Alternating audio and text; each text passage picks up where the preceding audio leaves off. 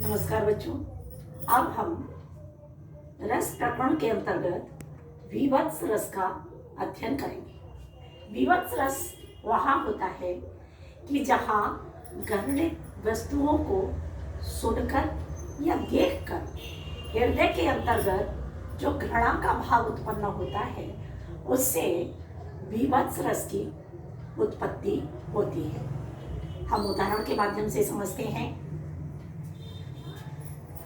कि सिर पर बैठो काग, आंख दो खात निकारत, खींचत जी में हिस्यार, अतहि आनंद उर धारत, गिद्ध जांग को खोद खोद के मांस उपारत, स्वान आंगुरिन काट काट के खात पिदारत।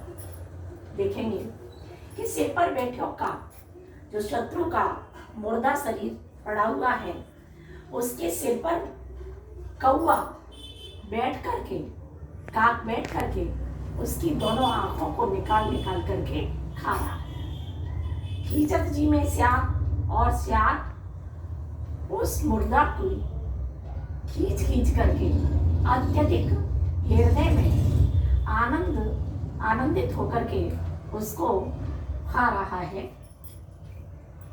गीध जांघ को खुद खुद के मांस उपारन, और जो गिद्ध पक्षी है वह उसकी जांघ से खोद खोद करके निकाल निकाल करके मांस उपाट उपाट के खा रहा है। स्वान आंगुरिन काट काट के खात पिदारत, स्वान वाले और कुत्ता उस शत्रु की उंगलियों को काट काट करके उसके शरीर को विदीर्ण करके खा रहा है। स्थायी भाव यानी इसका है जुगुप्सा अर्थात घृणा। आश्रय है मन में घृणा उत्पन्न होना। आलम्बन है मुर्दा शरीर। उद्दीपन है काग, सियार और कुत्ते द्वारा उसको मुर्दे को खाना। संचारी भाव हुआ ग्लानि और नाक मुंह सिकोड़ना। ऐसे दृश्यों को देख करके नाक मुंह सिकोड़ना। तो इस तरह से यह हुआ हमारा विभत्स रस।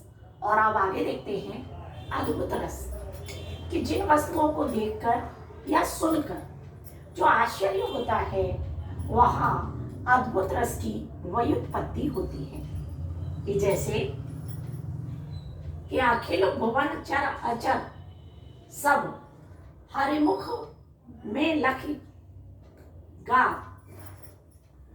अखिल भुवन चर अचर सब हरिमुख में लखमा, चकित भई गद गद वचन विकसित द्रग पुलका।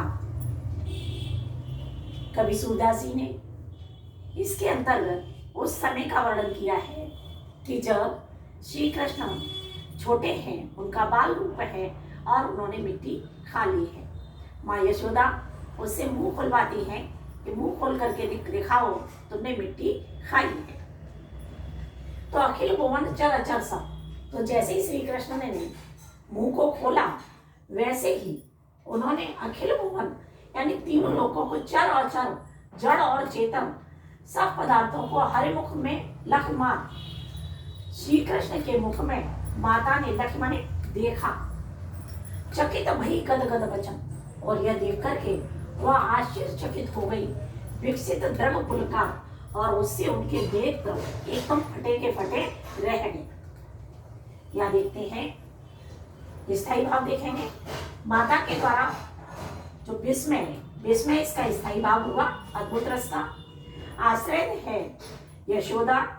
आलम्बन है कि कृष्ण के मुख में ब्रह्मांड, समस्त ब्रह्मांड को उन्होंने दर्शन करा दिया अपने मुख के अंतर्गत, और उसको देख करके वह आश्चर्यचकित हो जाती हैं। उनका आश्चर्यचकित होना यह है उसका संचारी भाव। आगे अब हम शांत रस का अध्ययन करते हैं। देखिएगा कि शांत रस जहाँ सांसारिकता से मुक्ति व वैराग्य का वर्णन हो, यानी सांसारिक मोह माया से अलग, ऐसा यह संसार नश्वर है, इस तरह की भावना उसमें जागृत हो और उसके कारण से वैराग्य की भावना जागृत हो, तो वहाँ शांत रस होता है।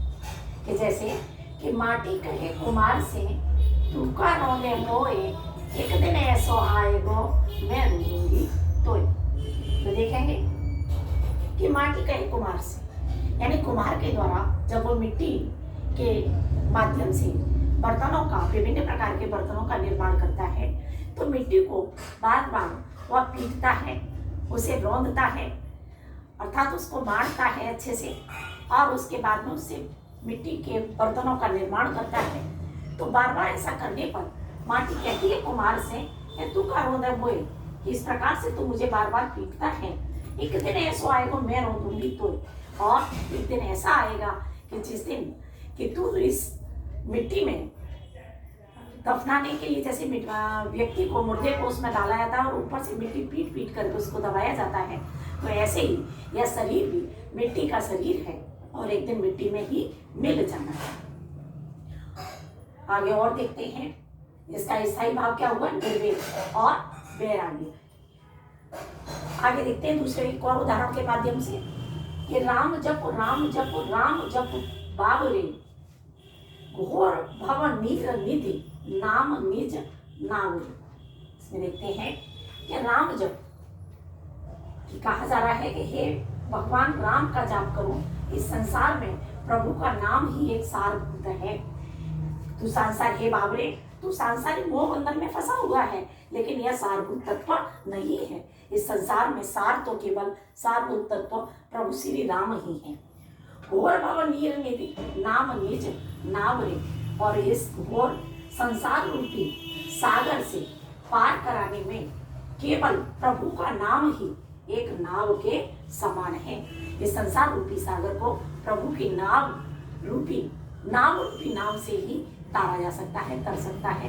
तो इस तरह से यह शांत रस का प्रकरण हमारा पूरा हुआ, और आगे अगले वीडियो में हम फिर मिलते हैं अन्य रस के साथ। धन्यवाद।